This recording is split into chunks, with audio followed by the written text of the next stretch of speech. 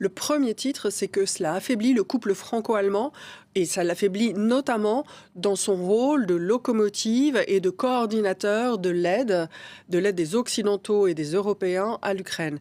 Et pendant que la France est occupée à recomposer son Parlement avec cette campagne inopinée des législatives, on est quasiment certain qu'il y aura moins de temps disponible de la part de la présidence à consacrer aux affaires internationales et en premier lieu à l'Ukraine.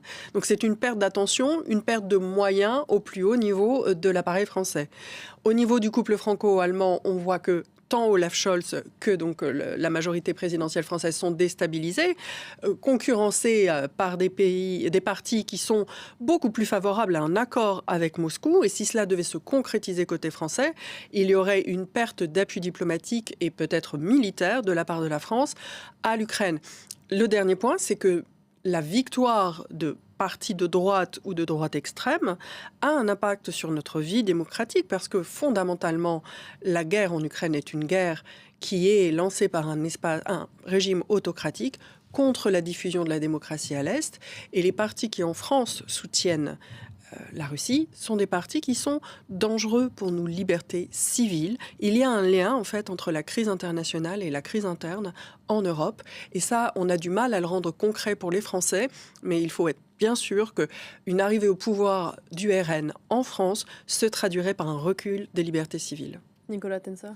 Je ne puis qu'appuyer ce que vient de dire Elsa Vidal. C'est-à-dire que, d'ailleurs, je ne ferai pas une comparaison entre les deux pays, parce que la situation est évidemment beaucoup plus grave en France qu'elle ne l'est en Allemagne. Je veux dire, en Allemagne... L'option de la dissolution, toutefois, n'est pas tout à fait écartée à l'heure où l'on se parle en Allemagne, non? Oui, mais je veux dire, en Allemagne, quels que soient effectivement les scénarios, même s'il devait y avoir des élections, je ne vois pas aujourd'hui de risque qu'il y ait l'AfD, donc le parti d'extrême droite allemand, qui arrive au pouvoir. En France, nous avons véritablement ce risque majeur, qui est, comme l'a dit Elsa, un risque majeur non seulement pour les libertés fondamentales, pour l'état de droit, pour la démocratie, pour les valeurs, pour les principes, pour l'esprit public en général. Avec des conséquences concrètes sur l'aide à l'Ukraine. Avec des conséquences très concrètes. C'est-à-dire que certes, le président, en vertu de la Constitution, a une prééminence, bien sûr, et a une autonomie large de décision en matière de politique étrangère et de défense, mais derrière, il y a un certain nombre de dispositions, de résolutions qui doivent être votées par le Parlement, qui ont une traduction très concrète en termes de budget.